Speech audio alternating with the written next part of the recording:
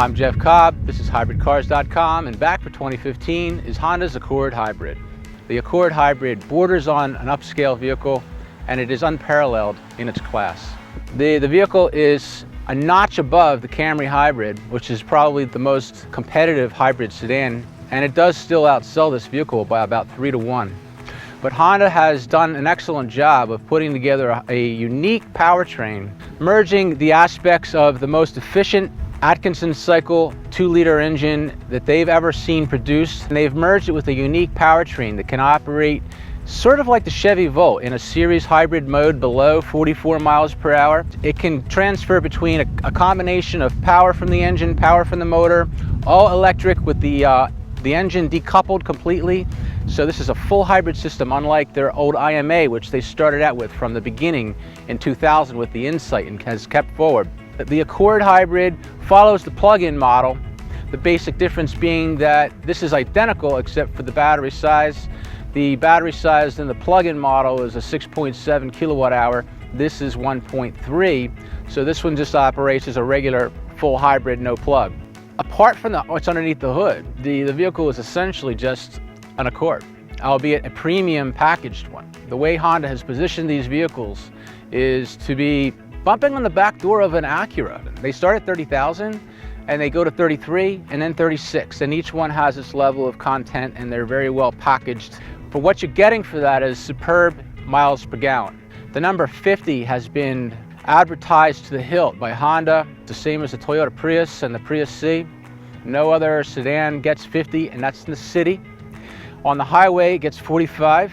And mind you, a lot of that is just that super efficient gas engine doing most of the work, although it will teeter to EV mode.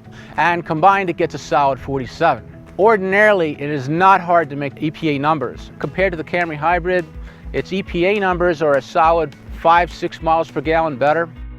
The vehicle is excellently laid out. I love the layout of this car. It's basically a standard issue Honda Accord, but with the difference being there's some hybrid specific gauges, trip computer, trip data, stuff that you showed with your battery and the power flow per normal hybrid vehicle practice. The ergonomics of this vehicle are just, the designers have done a really nice job of nailing the design. As is usual for Honda, you have two displays actually. The main high-resolution screen in the center is not a touch screen. You do have a touch screen in the main center stack. Lots of data, modern design, layout, the ambient lighting at night, it all makes a nice experience for the vehicle. Driving the vehicle, you have a few extra buttons with this car that you won't have with any other Accord, namely an EV button. And you have in your shifter, this is a B. The B is for regenerative braking, which is optional. You probably wouldn't want to use it on the highway so much unless you wanted to recharge your battery and feel that lag when you're driving. But anytime you're going downhill and you want to use gravity to increase your battery power quicker, you can put it in B. It's only an automatic transmission. In fact, it has no transmission. It has a pair of motor generators that are direct drive, and Honda told us actually that is a misnomer. It is not a continuously variable transmission.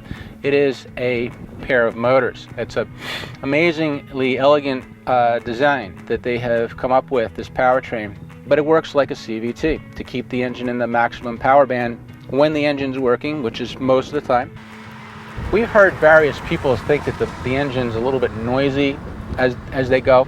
I don't really think it's intrusive to the point of being bothersome. Obviously you hear something that is not an electric car, but it's all right. The outward visibility of the Accord is terrific, and that's been a design statement with Honda since forever. The low-cut hood, thin as possible A-pillars. The seats on this car are also very comfortable. These happen to be heated, and they're electric with most of the electric adjustments that you would get on an upscale car. This one does have lumbar, and I've got that adjusted nicely. Acceleration is pretty brisk. The 0 to 60 time is reportedly on the order of 7.1 to 7.5 seconds, which is decent. It happens to be also a little bit quicker than, say, the Camry Hybrid or other competitors. One cool thing about this, and many other Hondas too, is the right side rear camera, which shows you a greater, broader view in your high resolution center screen, what you would see from the right side mirror. It's a terrific safety device. It's just convenient. Braking action with the car, it feels normal. It does not feel like any kind of sketchy system that you might have with some regenerative, where you can tell you've got a regenerative braking system going. Honda has made the connection completely hydraulic right through. It's not just the powertrain. The Accord itself is intelligently laid out. The design of the greenhouse, it's a superb family car, roomy, spacious, smartly thought out in how it's put together and how the ergonomics all work. Driving characteristics are nice, and all told, we really do like this vehicle.